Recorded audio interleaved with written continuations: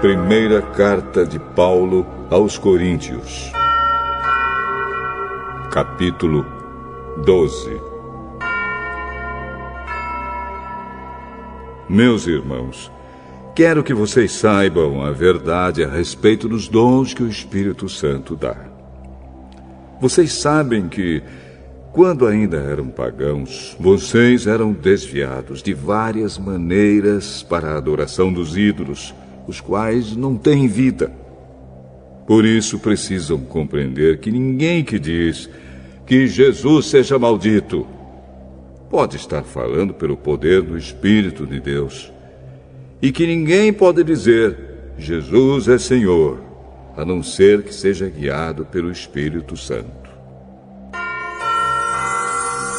Existem tipos diferentes de dons espirituais, mas é um só e o mesmo Espírito quem dá esses dons. Existem maneiras diferentes de servir, mas o Senhor que servimos é o mesmo. Há diferentes habilidades para realizar o trabalho, mas é o mesmo Deus quem dá a cada um a habilidade para fazê-lo. Para o bem de todos, Deus dá a cada um alguma prova da presença do Espírito Santo. Para uma pessoa, o Espírito dá a mensagem de sabedoria, e para outra, o mesmo Espírito dá a mensagem de conhecimento. Para uma pessoa, o mesmo Espírito dá a fé, e para outra, dá o poder de curar. Uma pessoa recebe do Espírito poder para fazer milagres, e outra recebe o dom de anunciar a mensagem de Deus. Ainda outra pessoa recebe a capacidade para saber a diferença entre os dons que vêm do Espírito e os que não vêm dele. Para uma pessoa, o Espírito dá a capacidade de falar em línguas estranhas, e para outra, ele dá a capacidade de interpretar o que essas línguas querem dizer. Porém, é um só e o mesmo Espírito quem faz tudo isso. Ele dá um tom diferente para cada pessoa, conforme ele quer.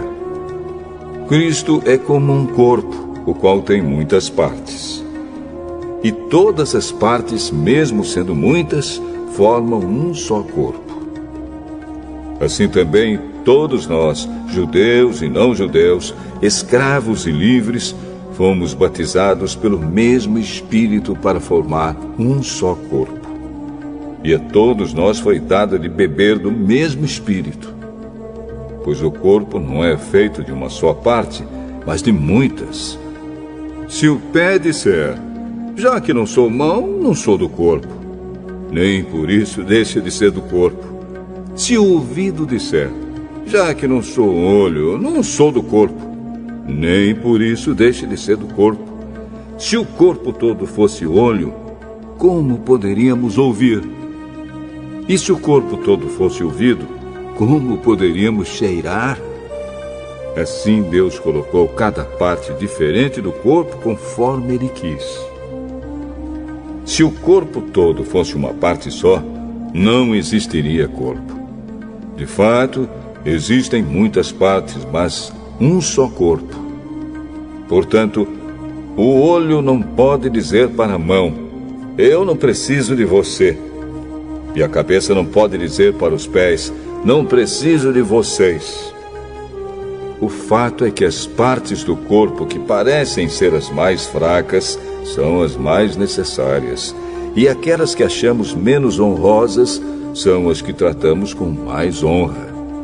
E as partes que parecem ser feias recebem um cuidado especial que as outras mais bonitas não precisam. Foi assim que Deus fez o corpo, dando mais honra às partes menos honrosas. Desse modo, não existe divisão no corpo, mas todas as suas partes têm o mesmo interesse umas pelas outras. Se uma parte do corpo sofre, todas as outras sofrem com ela. Se uma é elogiada, todas as outras se alegram com ela. Pois bem, vocês são o corpo de Cristo e cada um é uma parte desse corpo. Na igreja, Deus pôs tudo no lugar certo. Em primeiro lugar, os apóstolos. Em segundo, os profetas. E em terceiro, os mestres. Em seguida, pôs os que fazem milagres. Depois, os que têm o dom de curar, ou de ajudar, ou de liderar, ou de falar em línguas estranhas. Nem todos são apóstolos, ou profetas, ou mestres. Nem todos têm o dom de fazer milagres, nem de curar doenças, nem de falar em línguas estranhas, nem de explicar o que essas línguas querem dizer. Por isso, se esforcem para ter os melhores dons. Porém, eu vou mostrar a vocês o caminho que é o melhor de todos.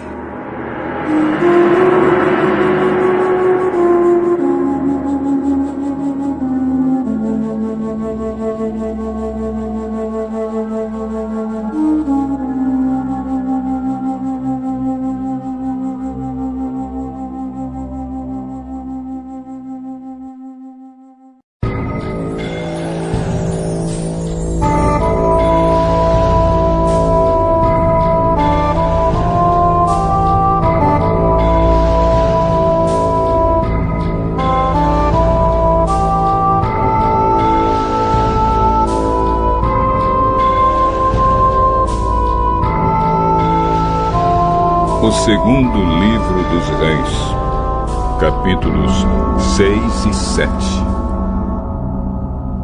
Eliseu dirigia um grupo de profetas. Um dia eles lhe pediram: o lugar onde moramos com você é muito pequeno. Dê licença para irmos até o Rio Jordão, a fim de cortar algumas árvores. Com elas construiremos uma casa para a gente morar. Podem ir. Um dos profetas insistiu que Eliseu fosse com eles. Eliseu aceitou e eles saíram juntos. Quando chegaram ao Jordão, começaram a trabalhar. Um deles estava cortando uma árvore, quando, de repente, o ferro do seu machado escapou do cabo e caiu na água. O que vou fazer, senhor? O machado era emprestado. Onde foi que ele caiu? O homem mostrou o lugar. Então Eliseu cortou um pedaço de pau, jogou na água e fez o machado boiar. Pegue-o! E o homem esticou o braço e o pegou. O rei da Síria estava em guerra contra Israel. Ele pediu conselho aos seus oficiais e escolheu um lugar para armar o seu acampamento. Mas o profeta Eliseu mandou um recado ao rei de Israel, avisando-lhe que não fosse para perto daquele lugar, pois os sírios estavam ali esperando, escondidos, para atacá-lo.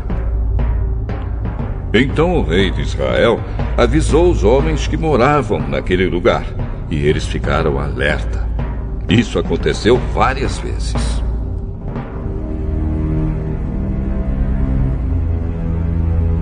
O rei da Síria ficou muito aborrecido. Então chamou seus oficiais e perguntou a eles: qual de vocês está do lado do rei de Israel? Nenhum de nós, ó rei.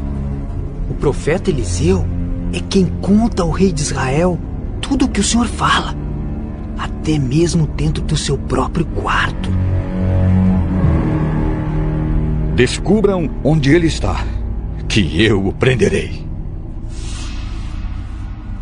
Contaram ao rei que Eliseu estava em Dotã, e ele mandou para lá uma grande tropa de soldados com cavalos e carros de guerra.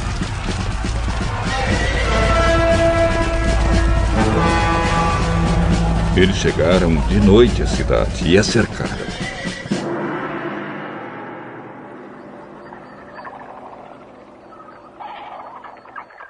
No dia seguinte, cedinho, O empregado de Eliseu levantou-se e saiu de casa. Aí viu as tropas sírias com seus cavalos e carros de guerra cercando a cidade. Então entrou em casa e disse a Eliseu: Senhor, nós estamos perdidos. O que vamos fazer?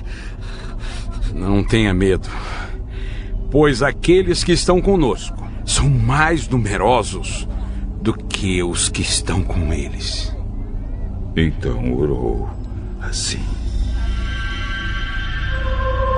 Ó Senhor Deus, abre os olhos do meu empregado e deixa que ele veja. Deus respondeu à oração dele. Aí o empregado de Eliseu olhou para cima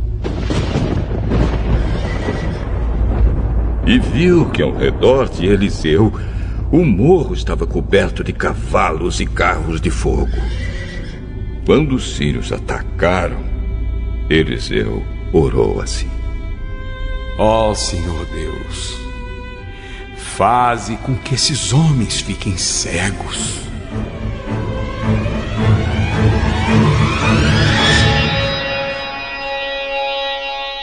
Deus respondeu à oração de Eliseu e fez com que os sírios ficassem cegos.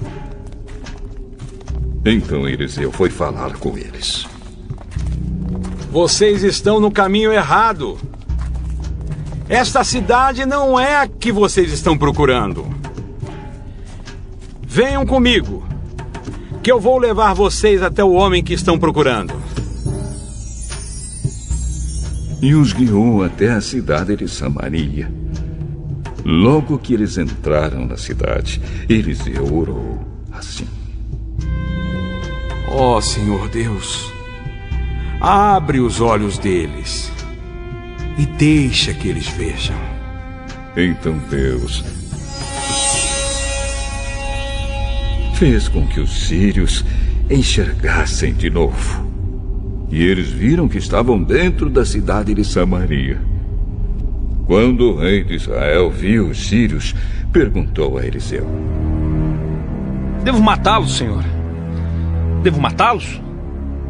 Não, de jeito nenhum. Por acaso o senhor mata os soldados que são feitos prisioneiros na guerra? Dê de comer e de beber a estes daqui e deixe que eles voltem para o rei deles.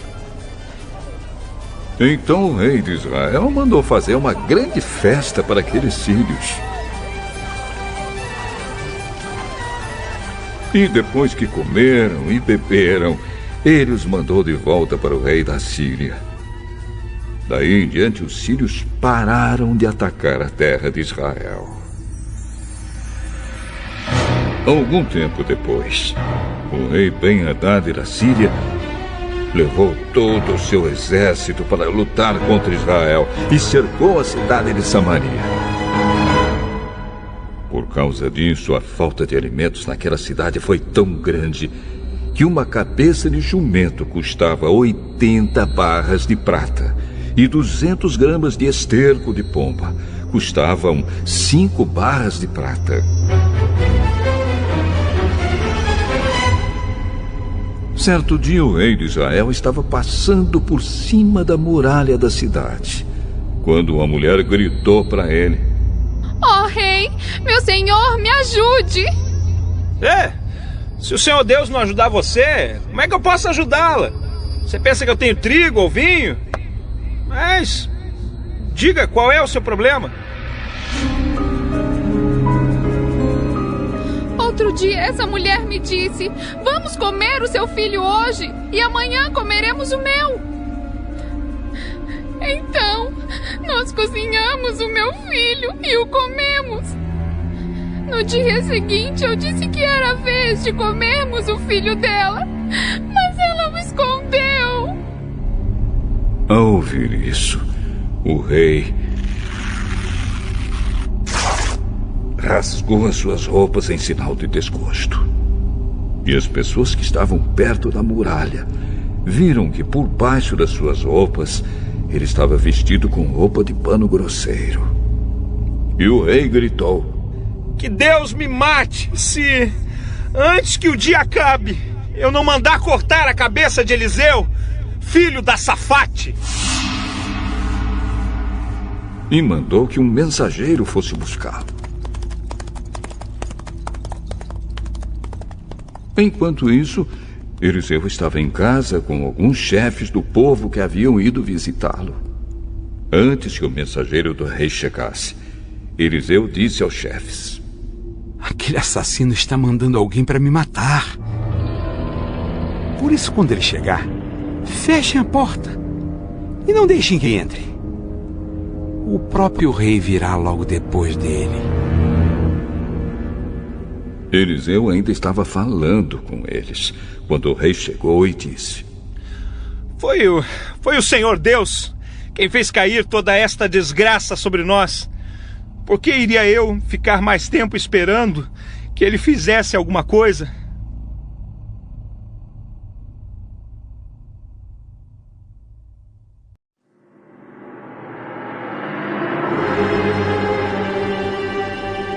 Eliseu respondeu: Escute o que o Senhor diz.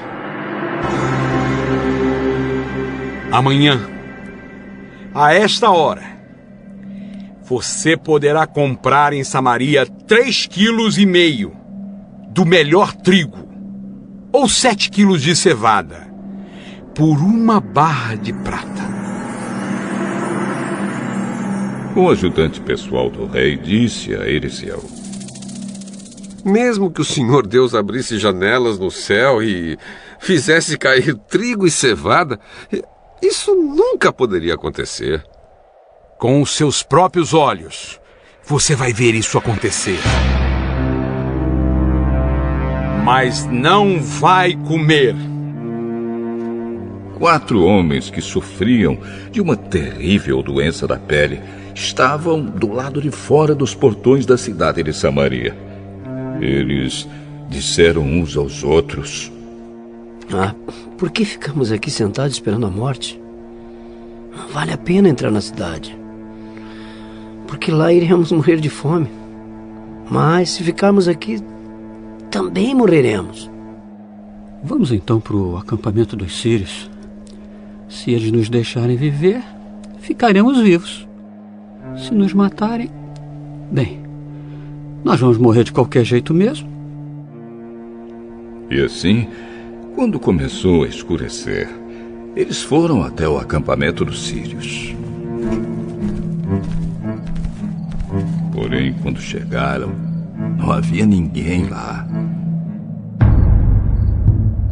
Deus havia feito com que os sírios ouvissem um barulho que parecia o de um grande exército com cavalos e carros de guerra.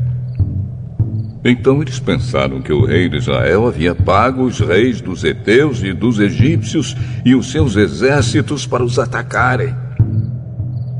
Por isso, ao anoitecer, os sírios haviam fugido para salvar a sua vida, abandonando as barracas, os cavalos e jumentos e deixando o acampamento como estava. Quando os 4 homens chegaram ao acampamento, entraram numa barraca, comeram e beberam do que havia ali, e pegaram a prata, o ouro e as roupas que acharam. Depois saíram e esconderam tudo. Aí voltaram, entraram em outra barraca e fizeram a mesma coisa. Mas então disseram: nós não estamos agindo bem. Temos boas notícias e não devíamos ficar calados. Se esperarmos até amanhã para contar, certamente seremos castigados. Vamos agora mesmo contar isso lá no palácio. Então saíram do acampamento dos sírios. Voltaram para Samaria e gritaram para os guardas que estavam nos portões: Nós fomos até o acampamento dos sírios e não vimos, nem ouvimos ninguém. Os cavalos e os jumentos estão lá amarrados E as barracas estão do mesmo jeito que os sírios deixaram. Os guardas anunciaram a notícia e ela foi contada no palácio. Ainda era de noite, mas o rei se levantou e disse aos seus oficiais: Eu vou dizer a vocês o que foi que os sírios planejaram. Eles sabem que nós não temos nenhuma comida e por isso saíram do acampamento e foram se esconder no campo. Eles pensam que nós vamos sair da cidade para procurar comida. Aí nos pegarão vivos e conquistarão a cidade. Um dos oficiais disse: Os que ficaram aqui na cidade vão morrer de qualquer jeito, como alguns já morreram. Portanto, deixe que nós mandemos alguns homens com 5 dos cavalos que restaram, para assim podermos descobrir o que foi que aconteceu. Eles escolheram alguns homens, e o rei os mandou em 2 carros de guerra, com ordem para descobrirem o que havia acontecido com o exército dos sírios. Os homens foram até o Rio Jordão e viram por toda a estrada as roupas e as armas que os sírios tinham abandonado enquanto fugiam. Então voltaram e contaram ao rei. O povo de Samaria saiu e avançou nas coisas que tinha no acampamento dos sírios. E, conforme o Senhor tinha dito, 3,5 quilos do melhor trigo, ou 7 quilos de cevada, foram vendidos por 1 barra de prata. Acontece que o rei de Israel tinha colocado seu ajudante pessoal como encarregado do portão da cidade. Esse oficial foi atropelado pelo povo e morreu, como Eliseu tinha dito quando o rei tinha ido falar com ele. Eliseu tinha dito ao rei que no dia seguinte, naquela hora, 3,5 quilos do melhor trigo, ou 7 quilos de cevada, seriam vendidos em Samaria por 1 barra de prata. E o oficial havia respondido: Mesmo que o Senhor Deus abrisse janelas no céu e fizesse cair trigo e cevada, isso nunca poderia acontecer. E Eliseu havia respondido: Com os seus próprios olhos, você vai ver isso acontecer, mas não vai comer. E foi exatamente isso que aconteceu com ele. Morreu pisado pelo povo no portão da cidade.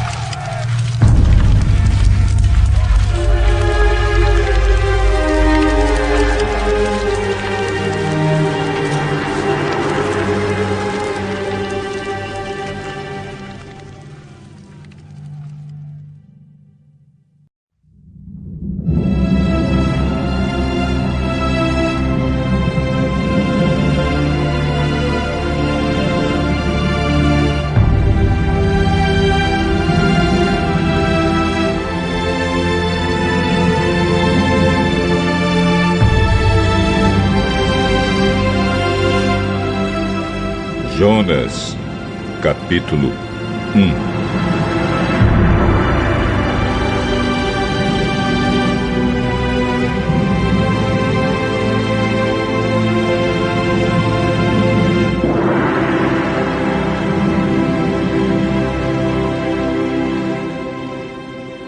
Certo dia, o Senhor Deus disse a Jonas, filho de Amitai: Apronte-se, vá à grande cidade de Nínive e grite contra ela, porque a maldade daquela gente chegou aos meus ouvidos.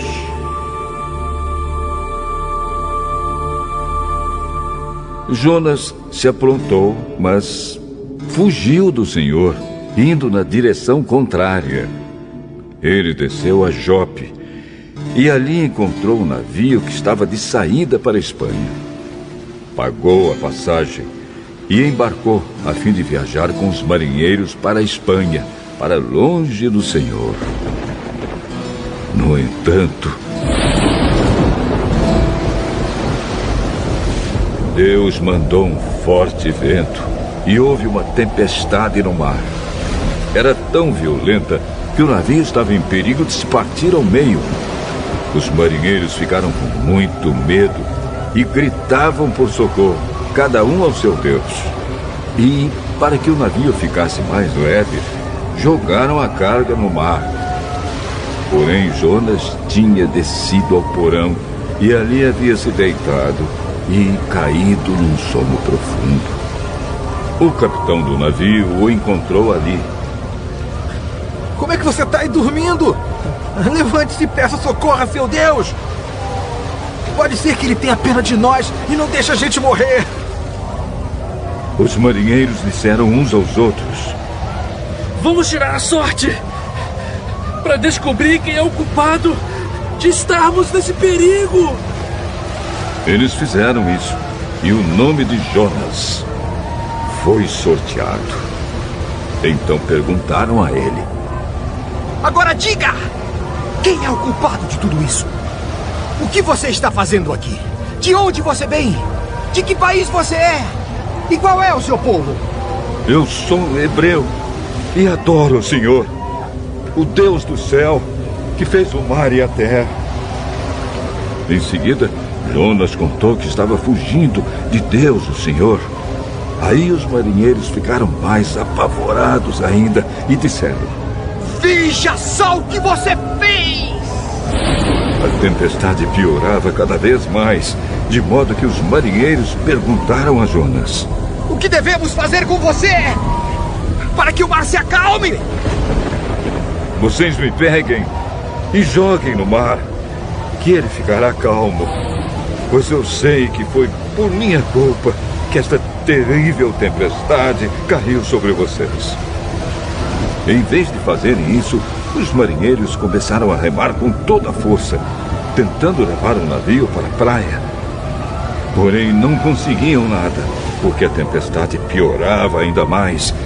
Então oraram bem alto, assim: Ó Senhor Deus, não nos castigues com a morte por tirarmos a vida deste homem, pois és tu, ó Senhor, quem está fazendo isso. E o que está acontecendo é da tua vontade. Em seguida, os marinheiros pegaram Jonas e o jogaram no mar. E logo o mar se acalmou. Eles ficaram com tanto medo do Senhor que lhe ofereceram um sacrifício e lhe fizeram promessas. O Senhor ordenou que um grande peixe engolisse Jonas. E ele ficou dentro do peixe 3 dias e 3 noites.